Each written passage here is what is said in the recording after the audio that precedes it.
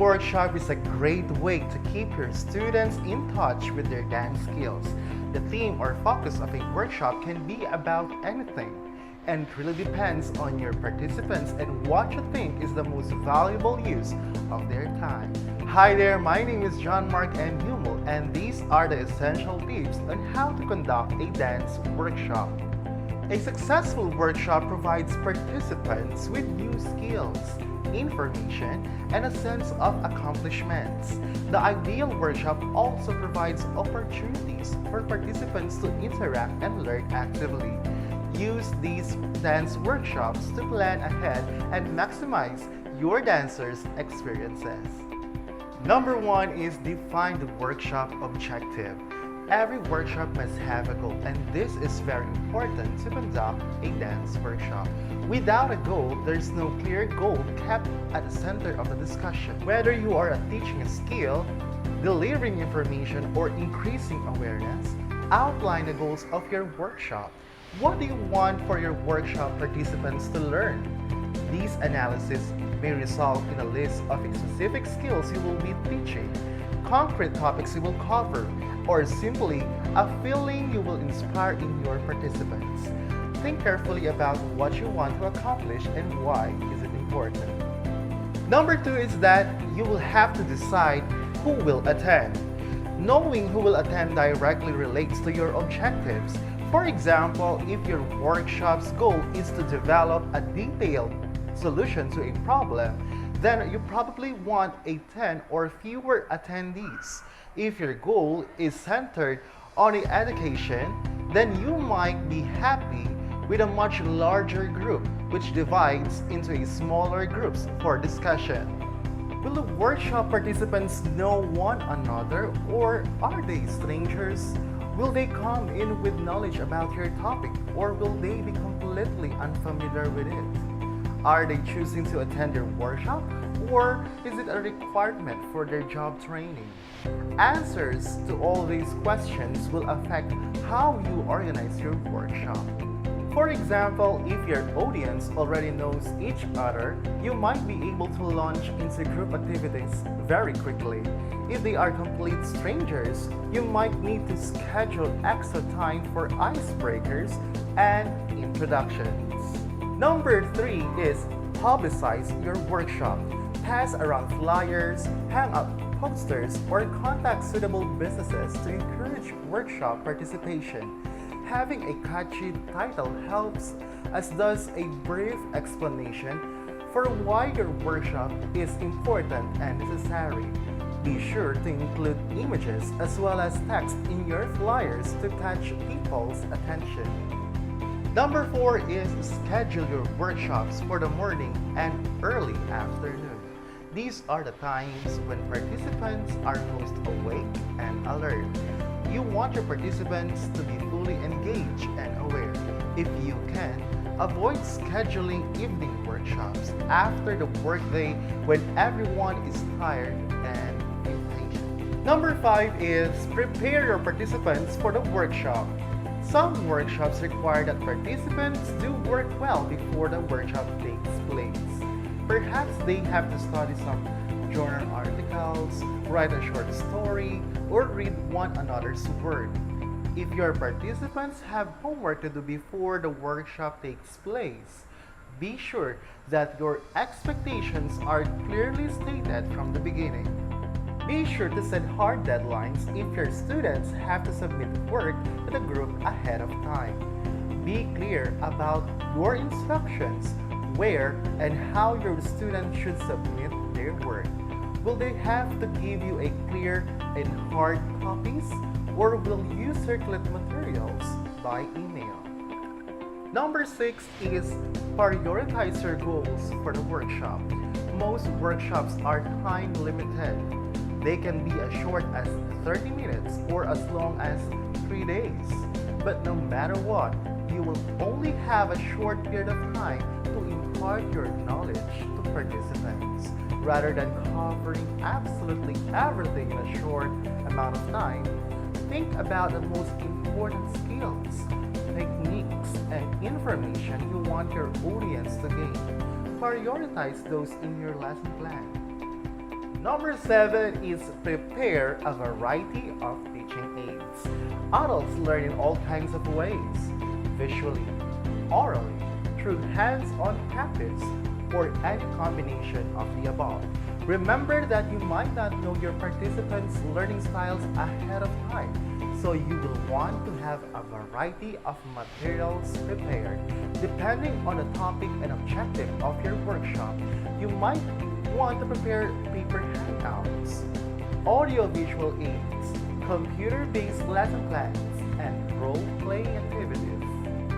Next on the list is prepare your paper handouts. Readings, case studies, lists of key terms, and quizzes are all possible teaching aids you might wish to prepare. It is best if you prepare these handouts well ahead of time, so that in that way you can catch typos or errors.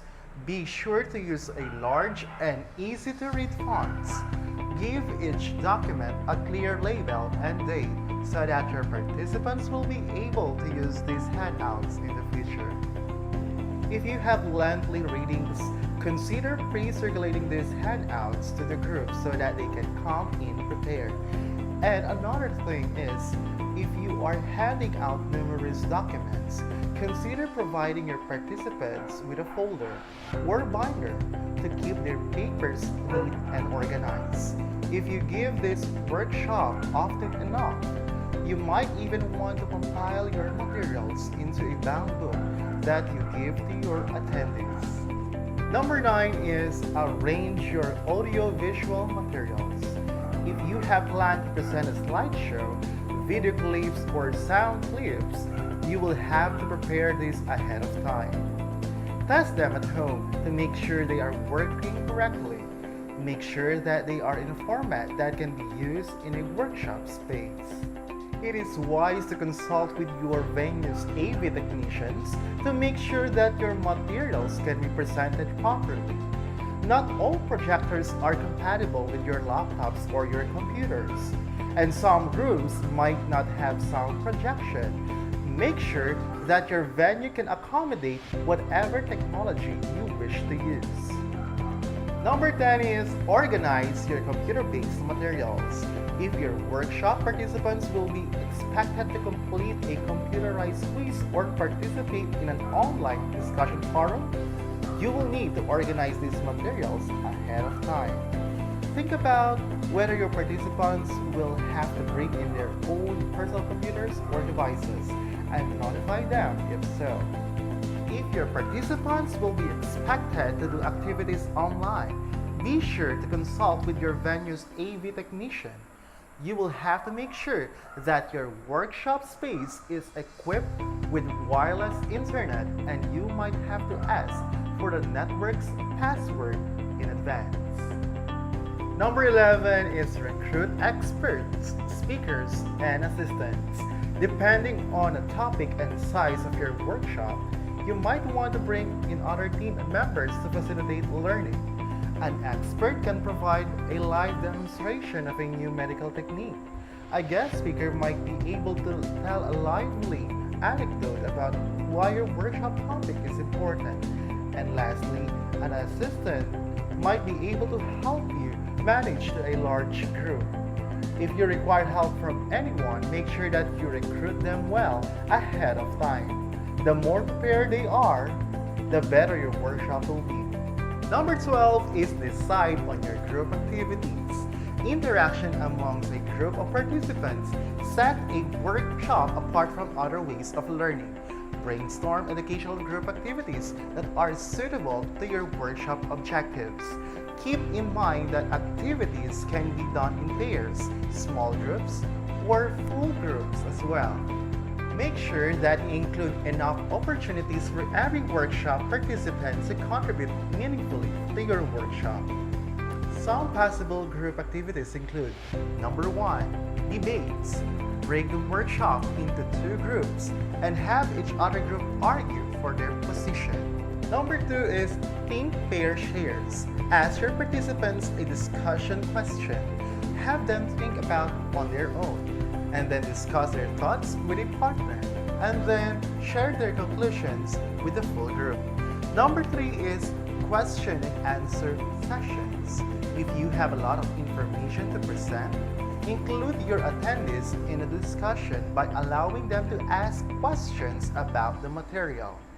You can answer these questions yourself or ask other workshop participants to answer them. Number 4 is role-playing activities. Assign participants roles to play in order to practice the new techniques they are learning. Number 5 is brainstorming sessions. Ask your workshop to shout out as many ideas as they can think of. Write them all down on a chalkboard or whiteboard. Then ask your workshop to evaluate what they have come up with. Number 13 is leave time for breaks. People are more focused on tasks when they have the chance to take short breaks. They are also more likely to remember what they have learned. Schedule your workshop plan to include at least one 5-minute break per hour of your workshop. This will shorten your time with your participants, but will make that time more valuable. Last but not least is secure catering. Workshops take a lot of work and energy. Help keep your participants' energy levels up by providing healthy foods and beverages. Ideally, the cost of these snacks will be covered through participants' registration fees or by the organization that asked you to lead the workshop. You should not have to pay for snacks out of pocket. There's no doubt that planning a great workshop is a lot of work, but if you spend time thinking through the details, everyone will get full value from that event. Thank you for watching. I hope you learned something from this video.